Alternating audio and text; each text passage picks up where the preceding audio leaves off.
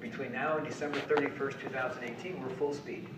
Supporting scouting the way it is, supporting the church, supporting all the things that we're doing. But we have to put some things in place. We don't want to wait till January 1st of 2020. We want to put some things in place so that we can hit the ball rolling January 1st. So here's some things that will happen. Scouting will be smaller in Utah. I don't think that takes a PhD to figure that one out. Okay? So we've got 87,000 youth registered in our council right now. I don't know. People are guessing. I'm guessing January 1st of 2020, we might have 10,000. Instead of 47,000 adults registered, we might have 2,000 to start with. And we want to continue to support scouting financially, with our time, with everything we do between now and then. Friends of Scouting is kicking off this next couple of weeks. There's going to be a common thing that says, why would I give to Boy Scouts if they're going away with the church? And we need to say, their prophets have told us to continue with it, and we're going to continue it. We want to support this program that has made a difference in the lives of thousands of people and will continue to, and that's what our Friends of Scouting will pay for. With Scouting's quantity declining, quality will increase. Because the people involved will be those who have chosen to be there, and so just by virtue of, I mean, we've got a lot of people who've been called, who didn't intend to be a scout leader, who are called and have made great scout leaders. But when the change happens, it'll be, quality will increase. So one thing we wanted to stress tonight, we need to look for pockets of where scouting can grow. It's not hard to create a scout unit. That's one of the first questions we hear. We'll address this tonight. It's how do you organize a scouting unit? It's not hard. It's not hard to find a chartered partner.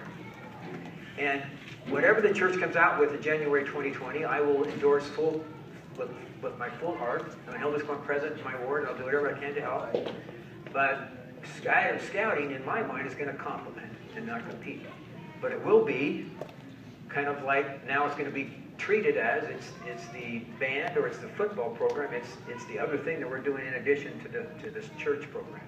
So to me, it's not either or. It's going to be both. And I hope that we have thousands of people to make those decisions. There's some unique things that scouting does that I don't think anybody does as well. One is called the patrol method. And the patrol method is really the unique thing. Baden Powell said, without the patrol method, it's not scouting as I envisioned it. The patrol method is really what we learned in Timberline and Woodbadge and how each troop should operate. Advancement, nobody does advancement like we do.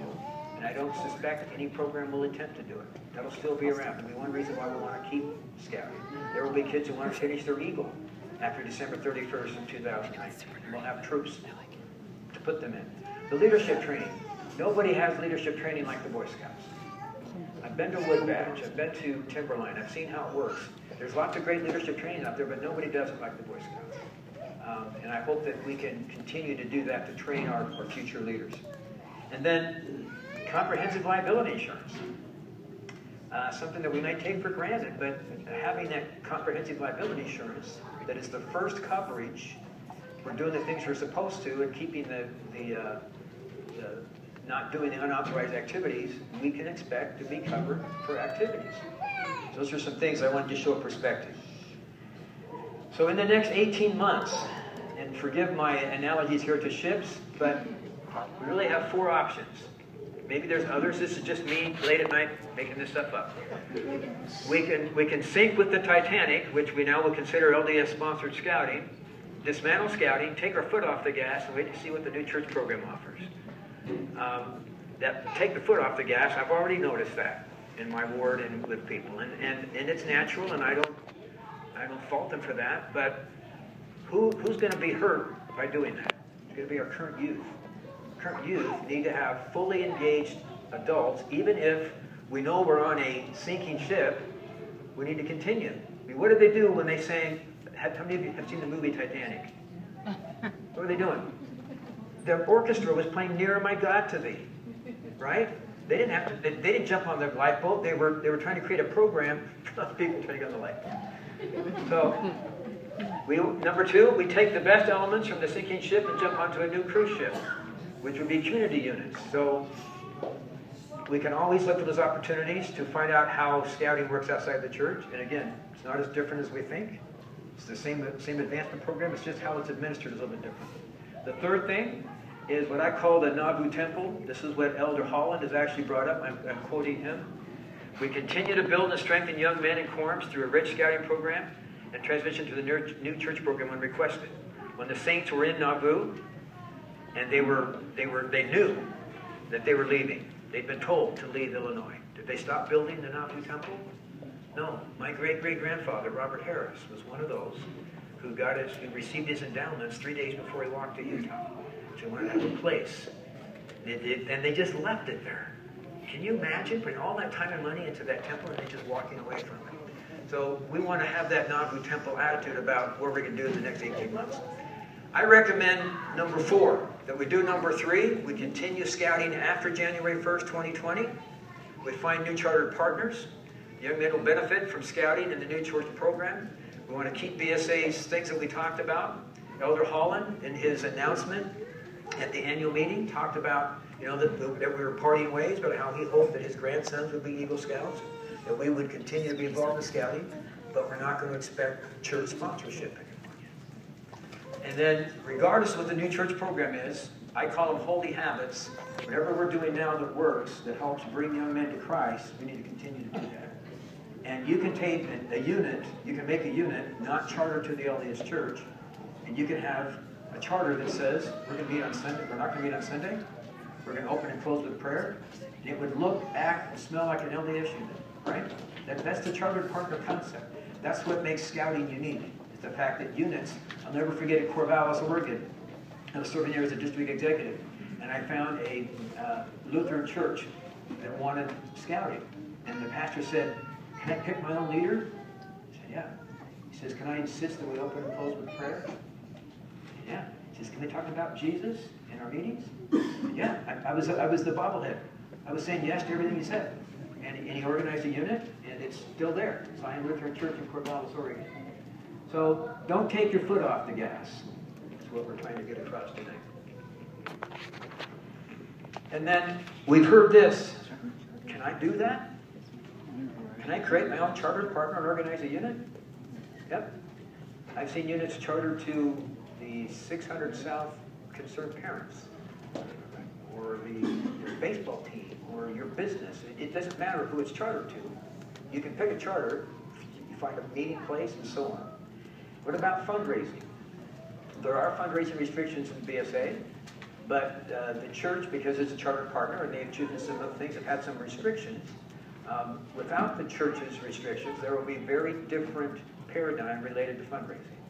Troop 3 in Corvallis, Oregon, chartered to the Baptist Church, had their own land next to the river, had their own meeting place, had their own tree farm. They had their own big building where they stored and they collected newspapers. They had a trust fund with $100,000 in it. They lived off the interest.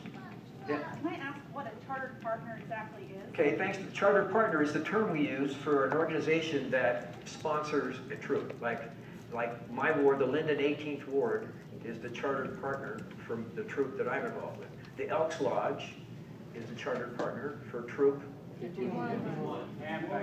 And PAC 51. It could be a Rotary Club, it could be anything. Okay? Thanks for asking. Yes? What does the chartered organization provide? Chartered organization is supposed to provide what we call a COR, a representative, to be the go-between between the charter partner and the organization. They're supposed to provide a meeting place, but that's not required. In some cases, they'll help them find another place. Like, for example, who's here from Springville?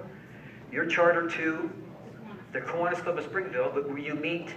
PAC meets at the Grace Bible Church, and the church meets in our home. Okay? So, all kinds of options. So, and they're supposed to, they don't have to provide money, but they need to have an organization that meets their needs. And sometimes it's just a marriage of convenience. Sometimes they're very involved. The charter organization makes sure there's a meeting place, that they have to sign the bottom of each adult application to approve all the leaders. Okay? So, some other, can we do that? Can I handpick the adult leaders? Yes, the charter partner handpicks the adult leaders. And then, Can 11-year-olds be fully operational scouts in the troop? Absolutely. What? At 10 and a half. Yeah, I just used the word 11-year-olds because, yeah, and it'd be complete the 5th grade, it'd be 10 and a half, right? And see, the other difference is outside the church, it's by grade, not by age. Or have your arrow light, and you don't have to be 5th grade. Yeah. So it's a little bit different, and we'll discuss some of those later. And then another advantage that I see is instead of, if you do it by age, and you're a Weeblos leader, you have boys who are all different ages, and they all advance at their own time. Outside the church, they all do it at one time. You have a big ceremony, and all the Weeblos, arrow flag go up. And it really does make it easier for a leader to move the program. You do it in May. Most organizations do it in May, at the end of the school year. Okay. So here's just some samples. I got a list the other day of all the units, this is not all of them, in the Utah National Parks Council not chartered to the LDS Church. This gives you a sampling. I have no idea what the GOIK Foundation is. They charter a unit. Castle Valley Center, Silver Talon Consulting, somebody's business, Pleasant Grove Chamber of Commerce, Concerned Parents of Utah County, that's pretty broad, right? You could have the Concerned Parents of Linden, or Concerned Parents of 60 South, where I live. The Kiwanis Club of Springville. Who's here from the Kiwanis Club? Okay, good. Okay, thanks. Hallelujah, Kiwanis Club's good. United Methodist Church, Wavetronics. Yes. Cedar City Elks Lodge, the Rotary Club of Lehigh, the Mountain End Supply, Homeschool Support Group. I see homeschool as being a great contributor to what we're going to do in the next couple of years. A veterinary clinic, Maritime Center, and a bank. So I did this purposely just to kind of show you the variety of different charter partners that could be created. And then this is not designed to be extensive, but this was my late night stuff here again, what I perceive the advantages and disadvantages. And I've actually decided that all the disadvantages could be advantages. Let's talk about these a little bit. So the advantage, no callings, only men and women with boys in the program participate or adults are fully committed to the program. Something unique to non-LDS units, and I've been through this for 30 years, it's almost unheard of for a man or woman who doesn't have a boy or a girl in the program to be in the program. In fact, we would be suspect if a man walked in on a Monday night and was just walking by and said, I want to be a scout. We're going to know what's going on. So what usually gets people connected to a unit is their own flesh and blood. Their boys in the program. That's why they're involved. Fewer fundraising and travel restrictions. We talk about 11-year-olds, larger troops, older boys lead younger boys. The traditional model is you have a senior patrol leader that's 16 or 17 years old mentoring the younger boys. And man, I've been to so many court of honors and troop meetings where I saw that happen. And it's the way Baden Powell envisioned it. Grade versus age, we talked about this, and at this point, tigers, lions, wolf, and bear would advance together, not on their birthday. You can decide to do it on their birthday, again, if you want it, charter partner, but it's suggested that they do it all together. And there's some advantages to that, to all move up at the same time, usually in May, at the end of the school year. And then you select adult leadership, the boys elect. Different from what we do in the church, boys elect, not select. Who selects the adult leadership? The adult leadership is selected by the chartered organization, so a committee. There should be, just like we have in the church, there should be a committee chair. The committee chair would have more power outside of the church than in the church. You have a COR. You've got members of the committee, advancement, transportation, equipment. You've got a treasurer, you have a secretary. Parents are on the committee. If there's a scoutmaster that has to leave or something, they would get together and select a new scoutmaster. Or select the organization would commit the new committee chair. Let's say it's the Elks Lodge. The Elks Lodge needs a new committee chair. They would get together, the COR with the committee, and pick a new committee chair. These are great questions. Anything else? Okay. And then what I perceive as disadvantages, we're off the gravy train. You pay everything. You pay registration. You pay for all the badges and awards. Scout camp.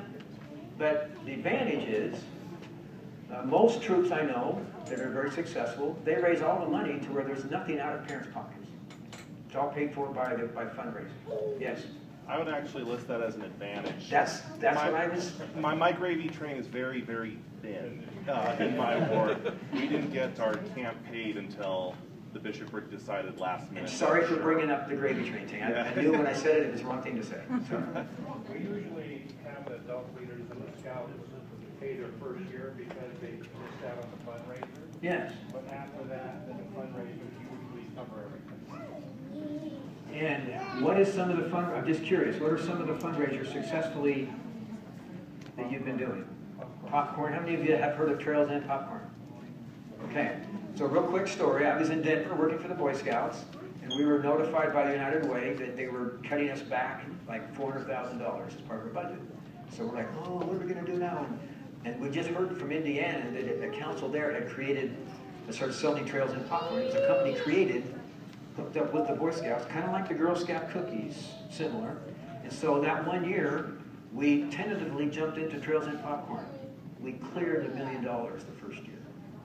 Each unit got $1 million. Trails End got $1 million, and the council got $1 million. Montana cleared $1 million their first year. So, who sells popcorn so far? Okay. The field has been white already to harvest. That's going to go away. Oh. Now, they have great caramel corn, chocolate caramel corn. It says beautiful cans. In fact, we have some tonight popped for you to eat. So this is one way. And my personal opinion, we need to introduce our young people to encounters with other people, which could be door to door, could be standing in front of Walmart. I worked at the MDC for 4 years, and we saw the ugly effect of children who've been coddled, who've been left from talking with people. They couldn't talk with people, and they couldn't handle their mission. If I were to be a parent over again, I would do everything I could to get children to talk with other people, away from devices, and actually have a chance to discuss something. And this is one thing that fundraising can do. It's not just raising money. It helps introduce our kids to talking with other people, which used to be something we all did, but it's going away. We've done Little Caesars pizza.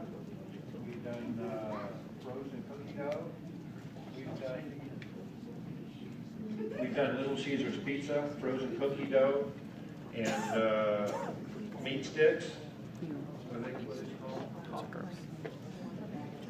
Yeah, the only problem with them is you have to pay for it in advance, and if you order too much, then you get a lot of meat sticks.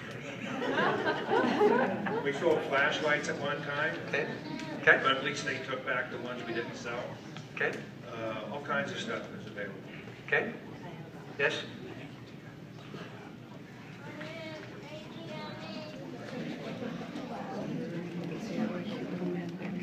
Most people won't give me a microphone. Go ahead. Here she is. They're smarter. Exactly. There's so much available. I built sheds to pay for scouts to go to Japan, to the World Jamboree. We've sold Christmas trees, Christmas wreaths, car washes. Oh, Easter eggs. That's a fun one. A lot of late nights, but a fun one. Pretty much the only thing you're limited by is your imagination. And if you get enough people in a room to start brainstorming, you get up some really crazy ideas, and you know what? All you have to do is say yes and do it. I sold mistletoe one time. In California, went to the mountain, cut it all down, and brought it back. Oh, you know what mistletoe is? Do they even have it in Utah?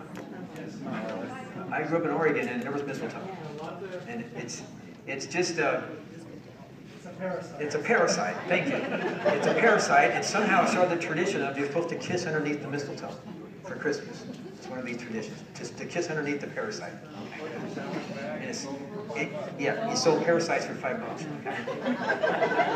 Okay. So the other disadvantage, potentially. Oh, I'm sorry. You say you're from Oregon, so am I. I'm from Modoc, Kansas. Wonderful. Oregon Trail. It's Oregon Trail now. But Yeah. I came from a non-LDS unit. We had over 100 boys, and we had Sea Scouts, Oh, yeah, I'll watch it. We so. Okay, here's another thing. Adult advisor turnover is created by how people feel towards the program or their son ages out. Now, that's an advantage in the LDS church. If somebody's not working out, we just go to the bishop and say, release this person. Okay. I've been with non-LDS units where somebody wasn't working out and they had a very powerful personality. It was difficult to have them step down. So Fire volunteer. that's right. It's very hard to fire a volunteer. And so the program, if people don't like it, they'll leave. They won't come. So the quality is important. And their commitment to the program decides if they stay there, not whether they're called or not. Again, that could be an advantage, but I see it also as a possible disadvantage. Okay. Almost done here. I was made aware today, there's even a square knot. This has always been around. You could have earned it before. If you help organize a new unit, you can get a square knot. William D. Boyce. Who's here? Tell me about it. Tell me about it. And they have to last 1 year. They have to last 1 year? So then they'll take will they take this off if the thing drops? Tell us about it. We need a microphone over here.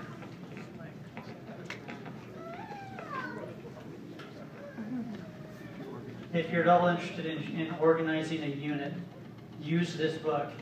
That comes with the manual. All you got to do is cookbook it. It tells you exactly what you need to do. Crew 1532, chartered by the Spanish Fork Chamber of Commerce, did this 12 years ago.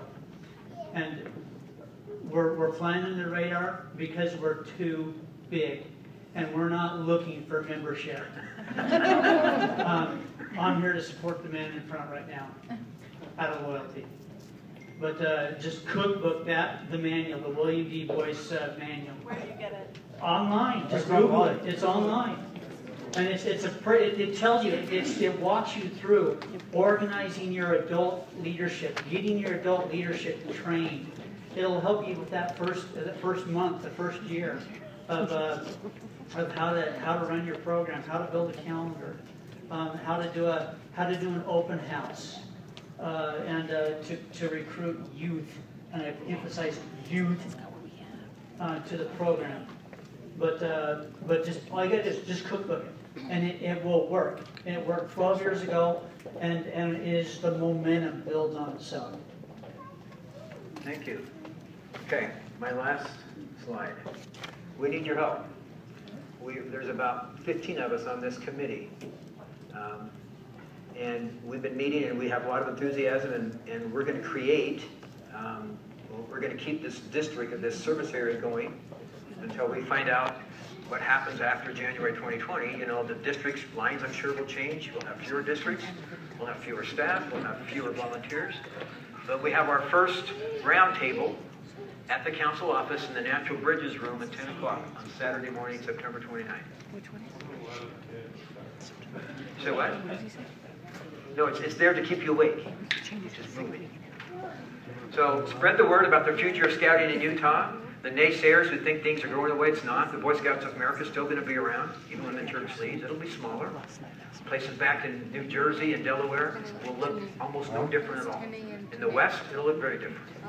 Okay? Look for places to organize new units. We'll find out more about that in a few minutes. Ask people to participate. Get involved now, and we'd love to have you at Roundtable.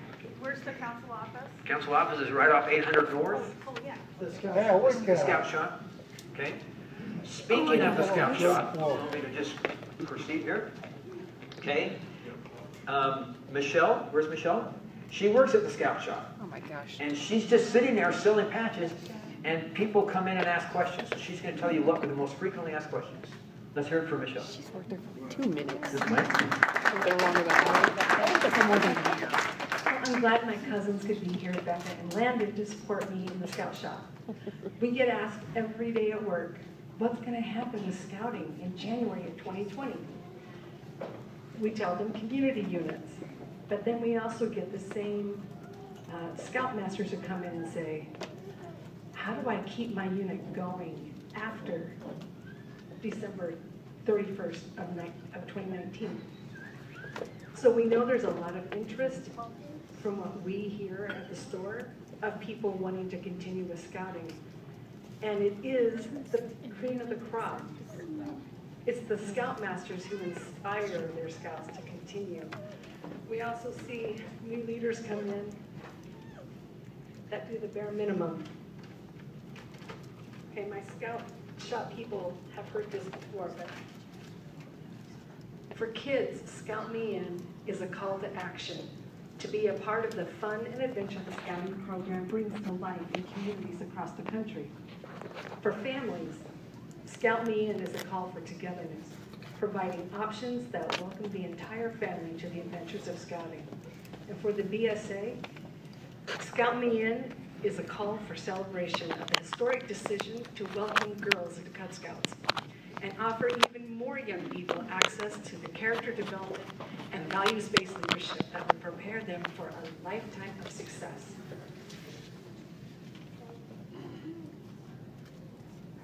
So, when my daughter was 8 years old, she asked me why she couldn't be in Cub Scouts. Well, when she was 8, there wasn't the ability for her to be in Cub Scouts. We checked out Girl Scouts, and it just wasn't what she wanted. Then, right before she turned 10 years old, they announced that girls could join Cubs the following January. Oh, I looked high and low. I begged my local community troop to add girls. Well, it didn't happen, so we started one. And next week, come here. Go on, Jordan. Come here. Hurry. Yeah, Jordan. This is my daughter, Jordan, and next week she's earning her Arrow of Life.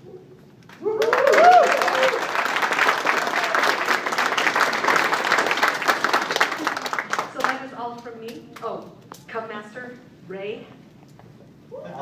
I'm proud to give her the Arrow Light on that day.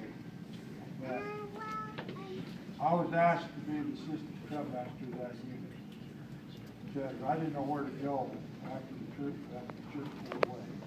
Because I was going to move out of the state of Utah, going to Idaho, or someplace we've got mixed troop or mix. But where she called, I get the same answer what she gets at the store. They ask me what we're going to do. Like the scouting's going to be around. The other way it's not, for me, not going to be around, is the man upstairs will tell me no. I'll be in it. My wife gets after me all the time, but she's up there. All right, so one of the things that we want to point out, on the bottom of that flyer, if everybody got one, in the bottom left-hand corner, it's www.utahscouts.org/join. If you scroll down, there's a questionnaire, there's a take survey, and that asks for your information, your contact information, and what if you're interested in being involved. If you want to be a leader, if you want to start a unit, you want to. I just had a couple questions. I didn't know if I was jumping the gun on a Q&A section. Yeah, we're going to do a Q&A. We're going to have a panel up here in a minute. One of the things Paul pointed out is Brad talked about wood badge and timberline, and we have some Philmont banners over here. Those activities are still going to continue. We're still having wood badge courses. We're still having timberline courses. We're doing treks at Philmont. They have training courses there, all kinds of stuff. So nothing's really going to change except, like Brad said, it's a paradigm shift. We can still do everything we're doing now. It's just going to be in a different manner with community units. The Kayla's Council is going to continue. So, I'm yelling at later. Oh, hold on, we got to go.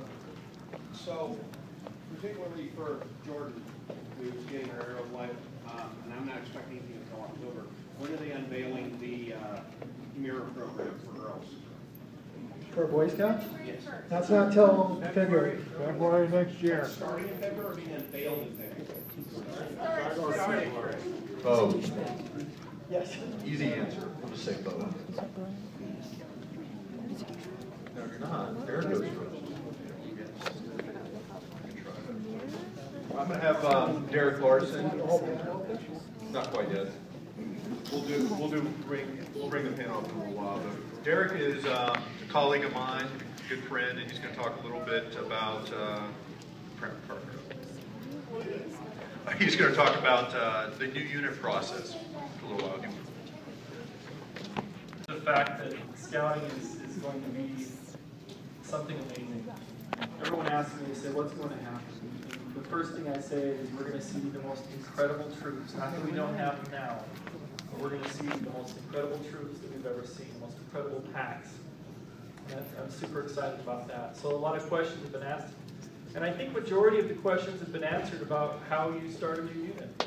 Quite frankly, it takes a few people, 5 adults and 5 youth, and a chartered partner and a place to meet. Those are your basics when it comes to starting a new unit. And so that's basically where we're at. Any questions?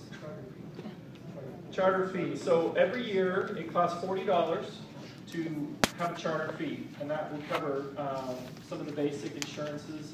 And then it's currently $33 a year per person. So either youth or adult to register in the DSA. And then of course we have the dues or the fees that the unit may ask you to pitch in. That might be Boys Life. Do we have any 100% Boys Life units in here? Yes. All right, so Boys Life fees, $12 a year. And then there are other fees that are included, but you know, you may pop into a unit that the fees are nothing because they have incredible fundraisers, or they you know, it's different buy-in. So scouting it's going to be not the same mold everywhere you go. It's going to be unique. And the neat thing about the community is that you can pick any pack you want, any troop you want. It's not based off of your demographics anymore. It's not based off of where you live. If you want to go to a troop that's in Pleasant Grove and you live in Spanish Fork, you can do that. And that's the cool part about it, is that you can pick your troop and pick your pack. Question? Actually, 2, sorry. Only two. So my first one is kind of how long is the application process? If I want to get my boys, you know, rolling January 1st so that we don't have that time off the gas, when should I have started the application process? Again, it's as fast as you finding 5 youth and 5 adults. Once you have the 5 adults with applications and 5 youth, and you have a new unit application, once that paperwork gets submitted, you're granted a unit number and you can go. You're the best. Thanks for taking notes. That might lead to a 2A question. My unit number is 34 years old. We have a long history. Is it possible to keep my unit number when I charter? Only if the unit number is dropped. So if you want to pick up an LDS ward unit number, for example, you would get that unit number until 2020 because it's still their unit number until that time. My second question originally is, I grew up in Salt Lake. I went to Community Troop 1371 from Great Salt Lake Council, and we had scouts from pretty much the entire county. I know that community troops can draw from pretty much anywhere, and it's kind of word of mouth. You know, my friend goes to this one, so I go to this one. But is there a risk of stepping on other troops' toes by kind of poaching out boys from... The cool part about, and my understanding, the cool part about community troops and community packs is there's going to be a lot of fun competition. Some troops will make themselves the best, and when they go and do their recruiting, or they go and recruit their membership, they're going to be like, this is what our troop does. And this troop will say, well, this is what we do. So there's no stepping on toes so much as who's the coolest troop in the room and which one your son wants to join kind of thing. The other thing is they can dual register. So right now, if they're in an LDS unit, they can dual register in a community unit. And because the church has already paid for the registration, it doesn't cost them anything to join a community unit. Can the adults do that? Yes. Yes. Yeah, So a quick thing on dual registration, this is going to be a little trick, okay? So those of you that are wanting to start a community unit, this is going to save you some money, okay? It's totally legal. If you start your unit on July 1st of 2019, okay, that's when your charter starts, you can register for 18 months, okay? So you'll have an 18-month registration until the end of 2020. And if you do that and you transfer youth from other units into that unit, or you dual register them, then that 18 months will cost you $1. That next year's 18 months will only cost you $1. So per unit, per adult. So because the church has already paid the registration fee, if they're dual registered, now for girls, obviously it's the full price because the church doesn't register girls, but for the young men, that would be the way it would go. So I have two questions about the organization, the chartering organization itself. When they're putting together their charter, how much flexibility do they have in that charter? Okay, so I don't have a copy with me, but there is a charter agreement form that comes with when you start that new unit. The organization agrees to certain principles. You have to provide an organization, you have to make sure that you follow the Guide to Safe Scouting, Youth Protection, and so forth. You have to follow the policies that the BSA has laid out. And then the second half of that charter is this is what the council and local district agrees to do for you. So we're going to provide training, we're going to provide wood bagging, we're going to provide camping, we're going to provide fund development opportunities, we're going to provide professional scouters, we're going to do whatever we can to see that you're successful. Now as far as a charter, kind of like what Brad talked about a little bit before, the church has they've written a handbook. It used to be the Green Handbook, right? And it delineated how scouting was supposed to be run throughout the entire organization.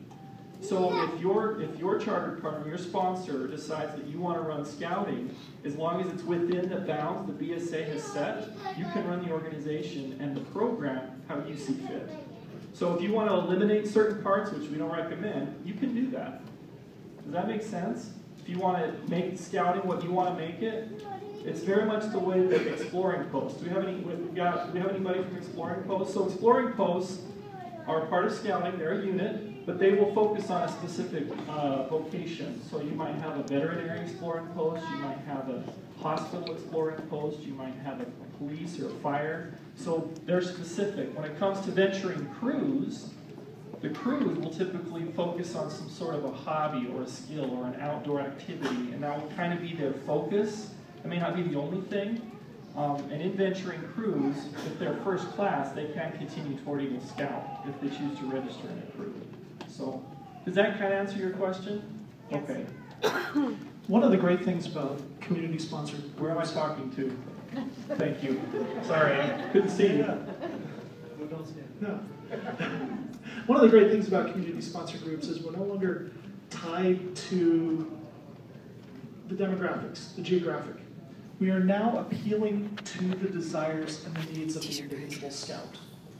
There are some troops that are going to be more militant. They're going to be focused on uniform and parades and marching and stuff like that. Others are going to be focused on camping. They might go camping 2-3 times a month. Maybe not. But they might. And that's the beauty of this, is the young men and young women can now literally troop shop. We've heard of word shopping. They can troop shop to find a troop that truly meets their needs.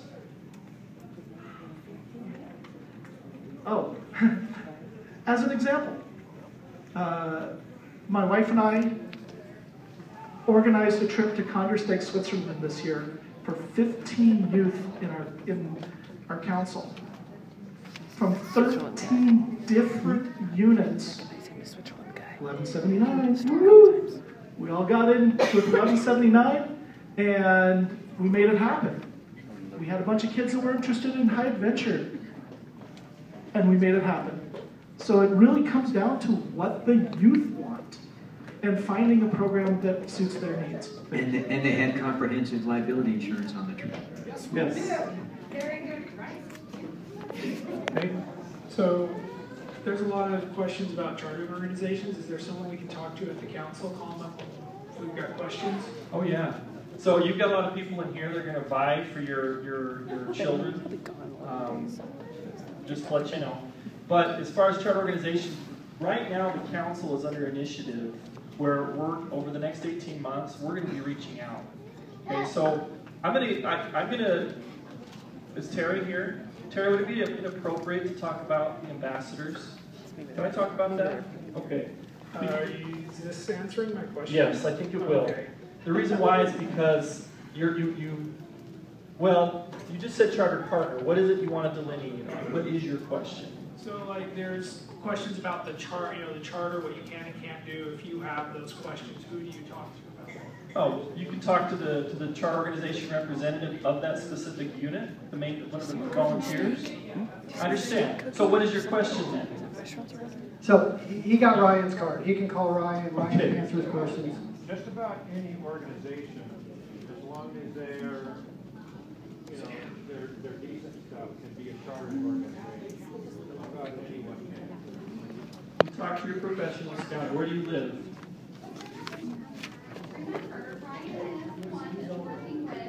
Currently. Yes.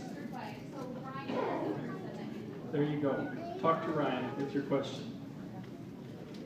Okay, we had some hand back here, hand over here.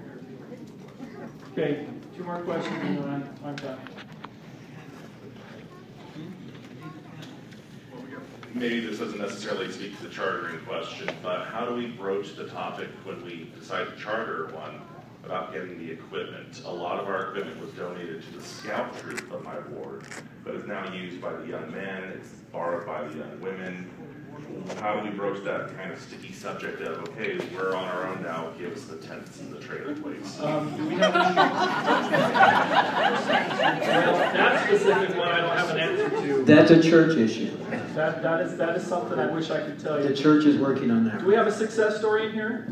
Not yet. We're troop. /Troop 1098 from American Fork. And when we started the program, we had virtually nothing.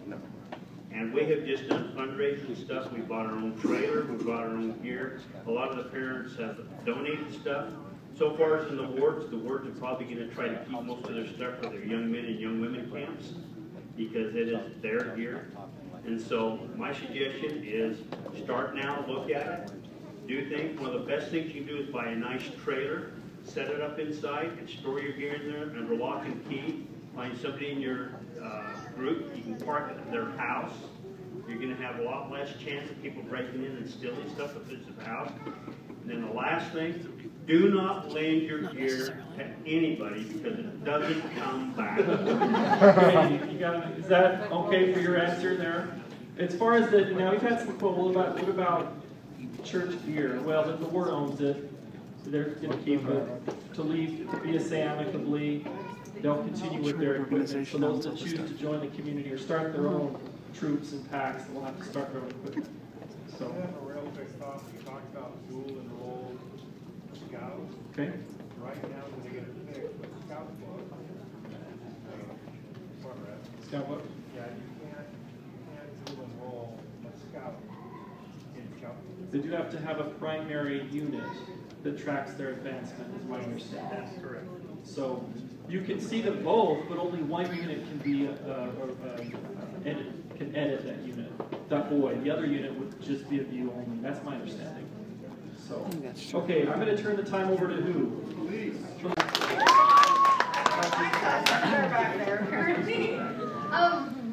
love my people. Hi. Anyway, I love people and I love scouts. So I get to talk about the future of scouting and family scouting. As it currently rests, January of this year, we were excited to invite girls into Cub Scouting. So anybody that is in kindergarten through 5th grade, 4th grade actually, this year, was invited to join Scouting. And they did that, normally in Cub Scouts you can go through 5th grade. They did 4th grade so that those girls that were in 4th grade would have a place to keep rolling through this next year until Scouts BSA comes in February. So girls will have the opportunity to be in Scouting, working on merit badges, working on rank advancement, just like the Boy Scouts are right now. So there's 3 ways a pack can look, and that's your Cub Scouts. 3 ways a pack can look. You can have an all-girl pack, you can have an all-boy pack, or you can have what we call a family pack. And a family pack is consisted of boy dens and girl dens. Lions, tigers, wolves, bears, webelos, all the way up. So you can have potentially 12 different dens. Webelos is a 2-year program, that's why I say 12, because they've got a Webelos 1 program and a Webelos 2 program. It is so fun. The crazy part about it is, I don't know how many of you are involved in a community unit already and only have boys. we didn't anticipate the growth that we would see, but it wasn't just growth with our membership of youth, it was growth with our leadership. And it was really cool. One of the things my husband here and I, we've been working with PAC 1456 in Springville. It'll be 10 years this coming February. And it's been an amazing experience. Our son, who is in Boy Scouts now, we started it with a group of other people. We started it because of him. Because he needed a place that he could just be crazy and be himself at a younger age than 8. He needed it before he turned 8. With every ounce of my being, this mother needed him in scouting before he was 8. And I'm not kidding you. The first time he did not wiggle, drive me crazy was when we were at Cub Scout camp, and I thought, this is where we're supposed to be. So that's why we do scouting, because I can't stand my kids when they're not in scouting. So, and I only sort of say that, but it's mostly true. Anyway, my daughter is just a year and a half younger than him. Oh, she's right back there. She helped make your food tonight. If it doesn't taste good, you can blame it on her. Anyway, but don't blame it on the adult. It has to be her. Anyway, she has really wanted scouting, so we're really excited for this little future that's coming. As far as Cub Scouting and leaders, those of you who, sorry, I want to make this fast because we've got this awesome panel. For our Cub Scout pack, we would ebb and flow in numbers. We've never been below 11. We've never been above 33 until this year. We started out this January with 33 boy Cub Scouts.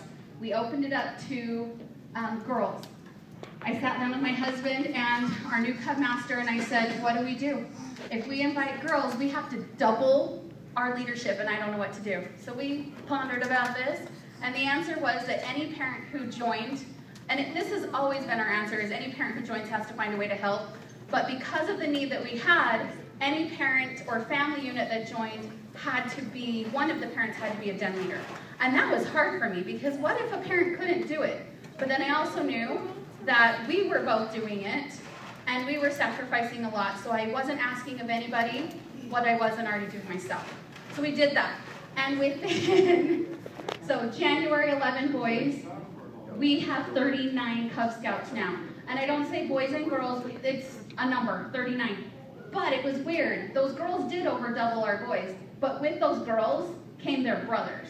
Because a lot of them did not know about dual registry or multipling.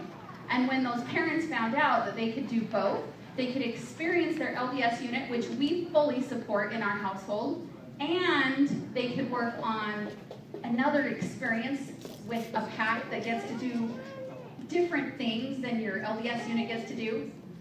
It was amazing. So it grew, like I said, 11 to 39, and our leadership grew because most of those people that had daughters that joined were already trained leaders. It was like, somebody up there watches out for us, that's all I can say. So it was a blessing. Scouting. They're going to be calling it Scouts BSA. It's not a new term. It's so cool. You can find uniforms that say Scouts BSA on them. Under the Boy Scouts of America, girls will be able to join scouting in February. So if you're looking to start one of those new units, it will not be co-ed. It will not be family scouting. They are separate troops, boy troops and girl troops. If you want information, more of it, today I Googled because I thought, I wonder how hard this would be for everybody to find. So I found a 15-page FAQ about family scouting, and all I did was Google family scouting, and it was like the first thing that came up. You can look at that. It was updated in June. But one of the things it talks about is how when you have a troop of girls and you have a troop of boys, they can have the same number. So our troop is 1456, the girl troop. I pray they choose to keep 1456. It really makes it a lot easier to not have to order new patches. And it like creates this family idea, even though it's not family, we're separate. But there are some cool things that they can do. They'll get to go camping. They'll get to do week-longs. They get to do advancement. They can work on their Eagle. It is an amazing opportunity, and I think what's going to be really cool is to watch these boys in troops and these girls in troops work together. I'm excited about that because I get to see my daughter and my son learn to work together for the first time. It'll be really good. So anyway, I hope you enjoy the rest of today. This has been amazing. We were sitting around our little table yesterday talking about how many were going to be here, and I am so stoked at everybody's here, like sitting on comfy chairs because there's not enough back here. It's really cool. So Felice, in Cub Scouts they have lions and tigers and bears? Oh my gosh. Oh my. So if you don't know what a lion is, they are kindergartners, and if you saw the cutest little thing you ever did see, she helped do flag ceremony. Is she right there? Yep. Will you wave to everybody because they think you're just the cutest little thing ever? So we have lions who are kindergartners, tigers who are first grade. You notice everything's by grade. It is amazing how these kids get to do. Lions is a 9-month program, generally starts in September, goes through the end of May. The others are a 12-month program. So that was you, not me. I know, he told me never to do that. Anyway, if you have questions about scouting afterward, I'm going to a wedding, but he can answer you, and there's a bunch of other people who can answer you too. Not my own, we're already married. While I talk for 2 minutes, let's have a panel come up. There's an exact term for it. But it's basically a CYA form, right? To make sure you're following BSA guidelines, fundraising guidelines, and there's 10 or 12 items on there that a unit needs to follow. And it needs to be approved by the council office to do the fundraiser. And that's just so we know what's going on and that you're following and that the unit's following the fundraising guidelines. Like, for example, I've heard this one. Would it be acceptable for a unit to create a GoFundMe page as a fundraiser? No. Somebody said no. Why is no correct? Because they're not doing any work for it. Well, it's not, that's kind of right, but can you answer that more, Bill? You're kind of begging for money. Right. A unit cannot directly solicit fundraising funds. Does that make sense? You can't just ask for money. A unit cannot just ask for money. So a GoFundMe page would not be an approved fundraiser. Yes, sir.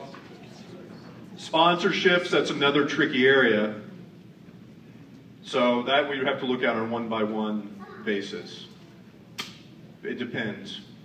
I would say it depends. Tony? On that note, the scout troop that I grew up in was a community troop, and we had one organization, we had the Elks Club, that paid our registration every year for us.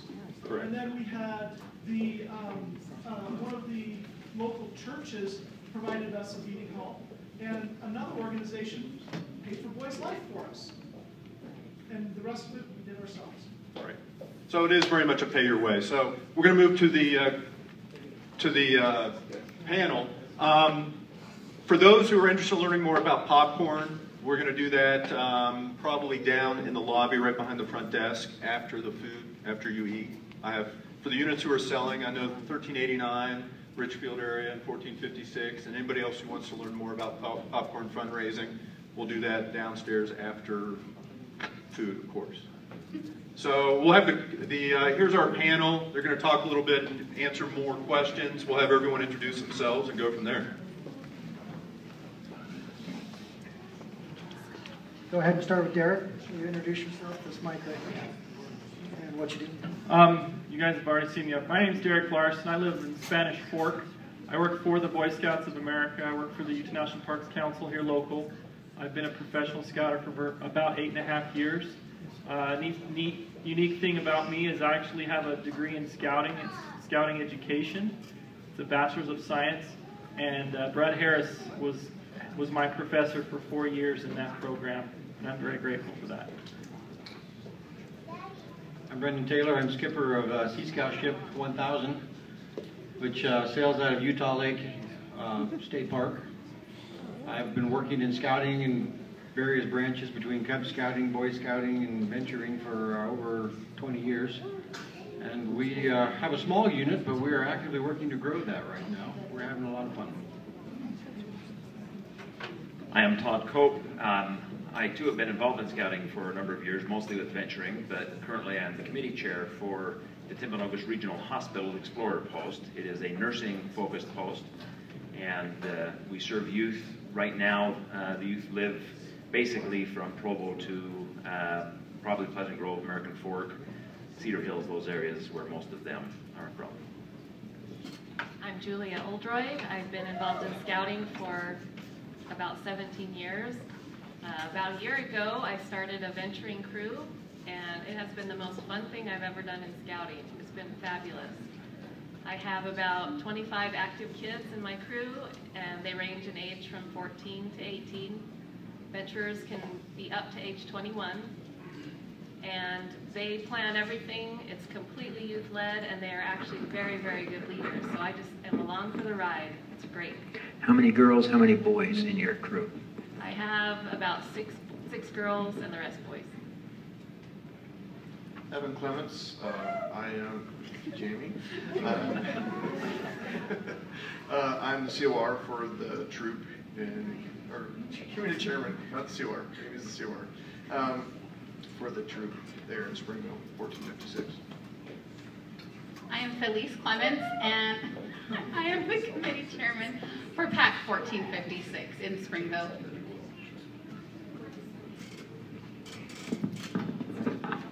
I am Michelle Bray, and I am the bear den leader for the girls of PAC 1179 in Pleasant Grove. I have other scouting responsibilities that go with Boy Scouts, but this is where my heart is. Okay, we want to go ahead and open it up for questions. If you have a specific question towards any of them, we have 2 mics that we'll be bringing around. Just feel free to raise your hand and we'll bring the mic and ask your questions. We have a great panel of pretty much anybody and everybody position in scouting that you might need an answer from.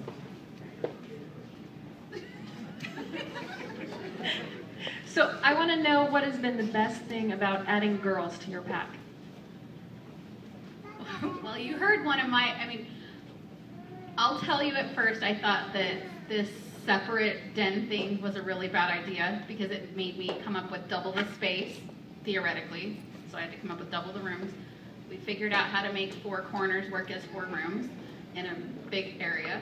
And I was really worried about, like, these kids are together as in school, so why couldn't they be put together before? But one of the coolest things that I saw was a girl, we were talking about being thrifty, and a girl brought up how she makes her own American Girl doll stuff. So I whip out my phone and show her how I had done this stuff with my daughter. And there wasn't any boys saying, well, that's dumb or that's stupid, because they would. I work with the Weebelows. I know what they're like, and I work with the girls and the boys. And guess what? That's okay. They get to be themselves. So one of the coolest things is to watch these kids be in programs that really are, that fit both age, both boys and girls. They get to do these amazing things. It also reinvigorated our leadership, like I said before. It brought us amazing trained leaders, and some of them that aren't trained, but a lot of them are. I don't think we've ever had, I think you and I were talking about this, more Wood Badge or Kayla's Council trained leaders than I think maybe any other group around, right? At least in Springville for sure. So it just Felice, yeah. Tell them about Madison leading the opening ceremonies. Uh-oh, I don't know what Why don't you tell them, Jed? Come on, Uncle Jed. Jed's our cub master. We had a girl who had been coming out. She'd been tagging along with her brother for years. Her brother was a Bear Scout at the time, so he'd been a tiger, a wolf, and then he was a bear. And all of a sudden, she was able to join Cub Scouts. In February of this year, she stood up and led our opening exercises, all the calls, called the flag ceremony without any prompting, led them in the Scout Oath and Loft without any prompting, outdoor code and leave no trace principles for kids with nobody helping her or whispering in her ear. She just stood up there and owned it. And that, yeah, it was neat to see. She was a little sister who came every month or every week. And couldn't really participate even though her brain was participating. Right. Very good. Got another question over here? So if we're interested in starting a unit, what resources does the council have to help us find other interested individuals in like our neighborhood or area? I'll answer that. Actually, this questionnaire that we have that's on the utahscouts.org/join people are going on there, they're putting what they're interested in. And then at this roundtable that we're doing in September, we're going to do kind of a same thing here, but we're going to find what needs there are in certain areas. And then we will combine people together that are interested in starting units that need more resources. But also the council has, we'll be doing roundtable, or the district will be doing roundtables, we'll be doing trainings, we'll be doing campouts. So all the same resources you have now as a pre-chartered or LDS unit, you'll have those same resources through the council. As far as other adults are concerned that might help you, call Derek or Ryan, because they have access to those surveys, and the adults who want to continue on in scouting and assist. I may get in trouble for this one. No way now. Outside of Utah, a lot of PACs are chartered. Is that my buzzer? They cut you out. A lot of PACs are chartered through schools, through the elementary schools. Has there been a lot of, or any, communication with the elementary schools in our area as to forming PACs there, making it so that the recruitment for these new PACs is a lot easier? So I'm going to answer your question quickly.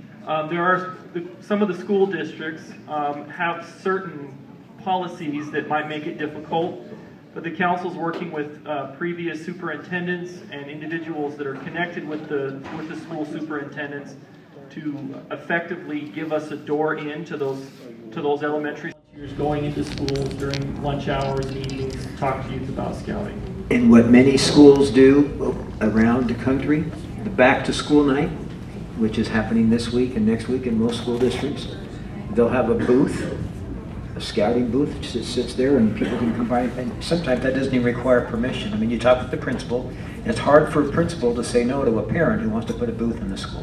Which is what my follow-up, then next comment was going to be, but you're not going to preclude the community organizations like Utah Heritage Highway 89 from Richfield from going in, and you would just have more council support for doing so. Yes. Which you haven't had. Typically, and I say this because again, it can change, but normally you'll have a PAC that's most proximity to that school that's doing kind of a recruitment, but you can have multiple PACs come to that school with, in an organized fashion. When you're having those recruitment nights, they can say, hey, come join my PAC, or hey, come join my PAC, and they'll have activities that they can participate in. So, so far, the council has been working with superintendents of districts trying to clear the way so this could work.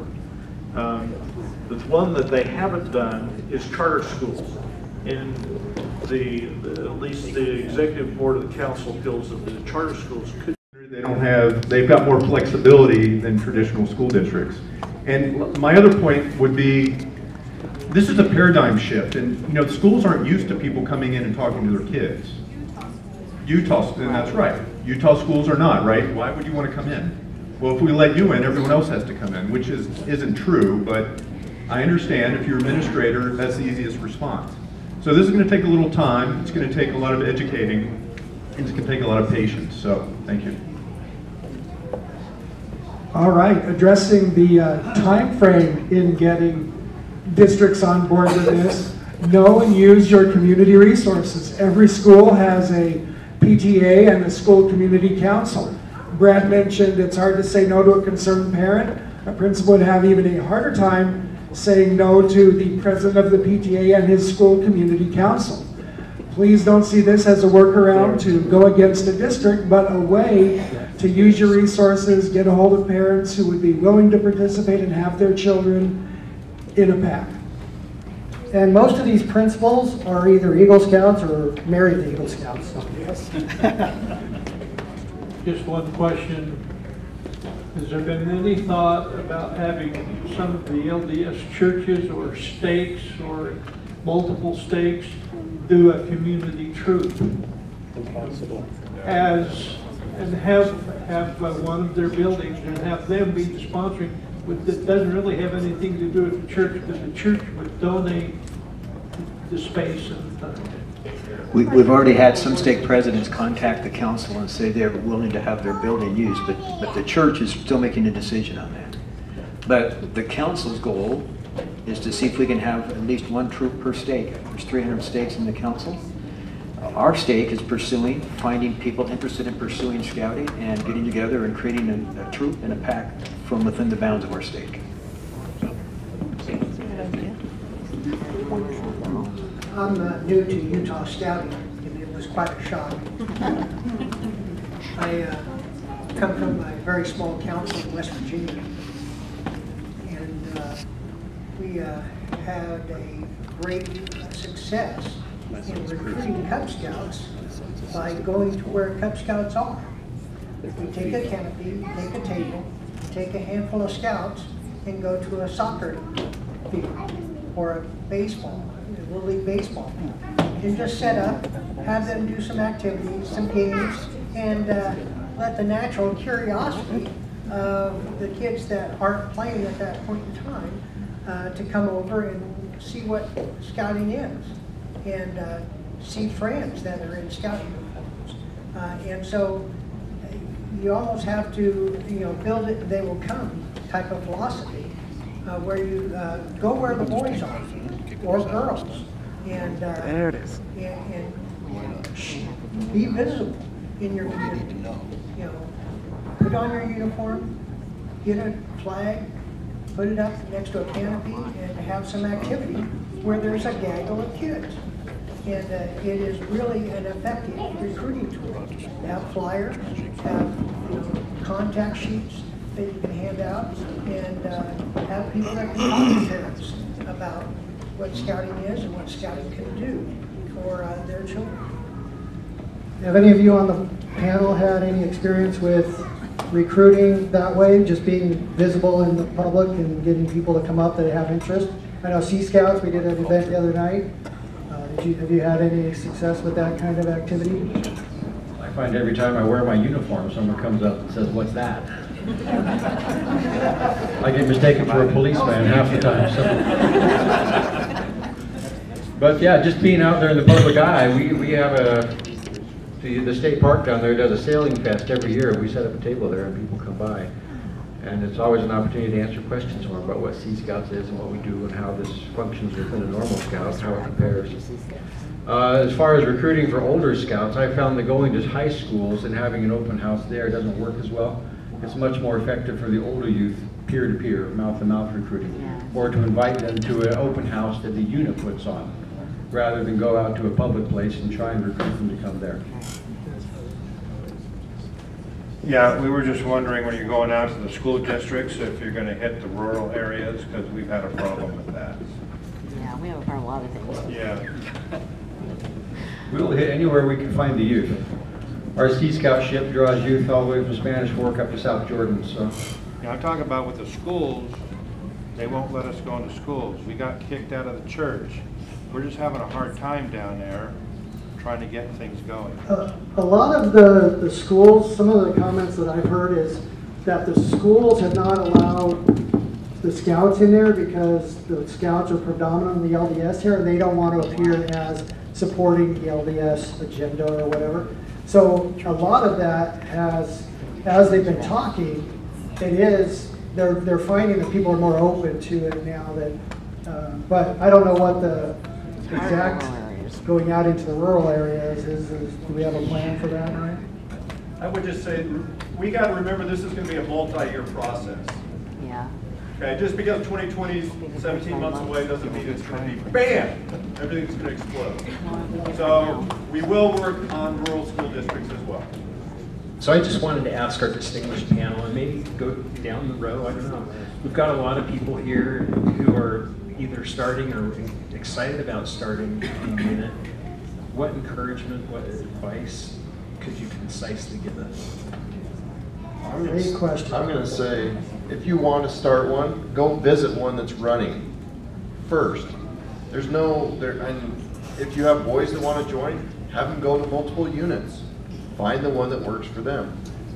You don't, not everybody fits in, but I mean, go see a unit that's working, like 51 here in the Oaks Lodge. You can go there. We've got ours. They're all over. You just find one and go visit.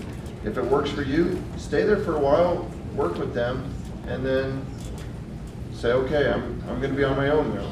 So. I have a question, and I'm right here. Where do we find a community troop? I'm from Nephi. I do not think there is one there.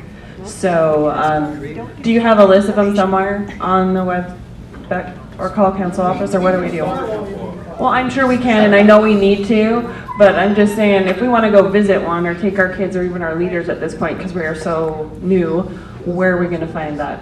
You go to beascout.org. Well, and the closest one to Nephi, I'm sorry, you get to come visit me, Springville, if you're looking for a pack. So we have people right now that are coming from Elkridge and even Santaquin to our pack because there isn't one. There was a couple of guys that I talked to at an Eagle Scout Board of Honor that are interested in starting a unit in Santaquin, so they'll be closer. Yeah, so I was just going to mention, I'm your professional. I'm actually over the Nephi area, and they will be starting one from Santaquin. Santaquin City has already agreed to charter a unit, so it's forthcoming. But I mean, that's the closest. If we do want one in Nephi proper, it starts with you, and we find everyone that wants to join. I mean, that's reality, right? So we go find a group of parents that are interested, we find a chartered partner, and we work it. And that's scouting. That's how it's going to be. And I just heard you've got a lot of people to help. From what I've heard this evening, and I am in venturing and cub packs, so I hear a lot of packs. I hear a lot of troop. Is the council's move forward not to focus on crew? Is it just pack and troop to move forward at this point? I know that Julia. The key with starting crews is the kids have to want it. So I don't. Both of the units that I've started recently, a crew and a troop, was because I had the kids and they wanted to start something. And so I knew how to get the resources ready and to start it for them. But if I didn't already start with a group of 15 or 20 kids, it would be more difficult. With the crew, they're really good at recruiting by word of mouth, by inviting their friends. So if you have a group of kids already in mind that wants to start a crew, oh, okay. So you're looking for more people.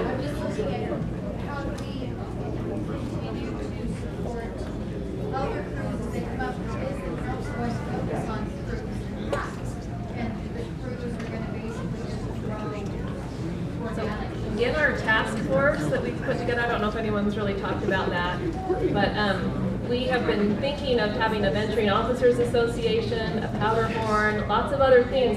2 or 1 or whatever, they come on an ongoing basis. Well, I'll answer part of that, then you can answer. The kids have to run it. If they're not interested in sailing and that's all you guys do, or backpacking or whatever, they're not going to show up. So I was going to start a crew a while ago about, I used to run 5Ks and 10Ks, and I had a friend that did triathlons, and so we were going to do this running crew and do swimming and all that. But if the boys or the young men and young women aren't interested in that, they're not going to do it. So it has to be something, so that's like Julia said, if you have this group of kids that have the same interests, then you can start a crew around that interest. Like the Sea Scouts, if they're interested in sailing, they can join the Sea Scouts. When I lived in Sholo, Arizona, they had a scuba crew that met at the fire department, and they did their scuba diving in the recreation center pool. And then for summer, they went to Catalina. So, but that was something they were all interested in. If they would have been doing something else, they would have probably had the same issue. Some of them would have shown up, but most of them would have fizzled out. So we only have time for 2 more questions. Julia's. Our biggest issue with the crew is everybody's super, super busy, especially that age group. So no matter what activity we have, we never usually have more than 10 kids that come, but it's always a different group of 10. They all get together. They're on my Timberline staff, most of them. We actually, our crew staffed 5 different Timberline courses this summer. So they have that experience together in the summertime. But through the year, it's just kind of hit and miss. We change up our activity dates and days of the week and stuff so that if somebody's always busy Tuesday, well, they can come to the Wednesday activity or the Saturday activity. So we're really, really flexible that way. Yeah, I was going to say with our Explorer post, it is, of course, based on the interest of the youth, and we built that around them. And so these are kids who are, because we're a nursing post, those are kids who are interested in healthcare in some way, not necessarily just nursing, but in healthcare. And they are the ones who decided, they set a consistent night, so we meet consistently at the same time because it meets their schedule. But they're the ones who came up with that. And we just continue to ask, or they share with us the things they want to learn. We just find a way to be able to show them the things that they're looking for. So it is based on their interest. And we do have variance in attendance as far as numbers, because there are times when they're just, even though that's the night they chose, they do have conflicting interest and they're dealing with high school kids. And so that's, we just continue to motor on. We got one more here and one more here. I have a question on the Scout book. So I'm in charge of the scouts that I have for Scout book for a church-sponsored troop. How is that dissolved into the community troop with those advancements? Does that automatically get shifted over with the community troop, or does that dual registration work for that sense? Do you have any? So I know that we have boys that have both in there, and we're kind of a stickler when it comes to that because of our community troop. We want them to know what they're learning, and so we ask that if they're dual registered, that we do all their advancement. And then what was your first question though, Jimmy? How will that transfer over? How does it transfer over? It stays there. It'll, Yeah, because I haven't registered them in a dual yet, or a community troop, so they're still in the church troop. So when that gets dropped, they'll still be there. I think they'll still be there for. The advancement will follow, it should follow the scout. Yeah, all advancement should stay with the scout. So if he moves out of state, that should stay with him. It'll stay with him. So do keep in mind that the BSA has a system that's called ScoutNet that we track every adult and every youth. So whatever the unit they end up in, we have their records as long as they've been kept up to date. Now, if you've got Scout book and it's synced, then it's up to date with our record. And when you transfer, you transfer all that information. Also with Scout book, if they're dual registered, let's say they're in an LDS unit, it'll show up there, and then if they join a community unit, they can ask for permission for that Scout to be, so they can see what's going on in there. They can't make any changes or anything, or you can do it the other way around. I'd like to support Julia with the question that was asked about how do you retain youth. One of the things that we've done is we've just asked youth to come out to 3 out of 4 meetings before we will even give them an application. But we get them involved in our crew activities. But then ideally, when we give that youth an application, there's also a parent that's going to have an application as well. So we're not only pulling in the youth, but we're pulling in parent support. I think one of the first questions that Derek was asked is how long does it take? Give yourself 60 to 90 days to organize a unit. Because if you're looking for a charter partner, these charter partners meet on usually it's a monthly basis. And so you're going to have to give yourself, their charter partners, a chance to meet for their board meetings so that they're on board. But give yourself 60 to 90 days if you're going to just cookbook that William D. Boyce new unit organizer.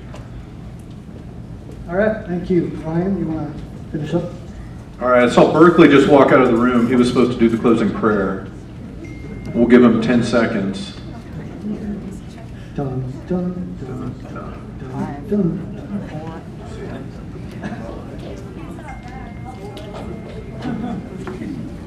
Yeah, so we do have food, so please stay, otherwise we're going to have to get rid of it. So you want to make a proclamation? I gave the opening, so we need somebody else to close.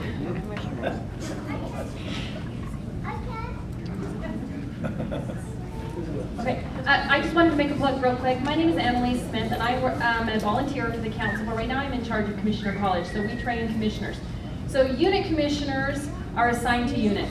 So every single unit should have a unit commissioner assigned to them, and they should be somebody who's going to help you through. And especially if you're a brand new unit, there is training specifically for unit commissioners to help new units get up and running. So if you don't have a unit commissioner, or you're thinking about starting a new unit, and you will want and need a unit commissioner, they're going to be an experienced person who knows how to go through this process.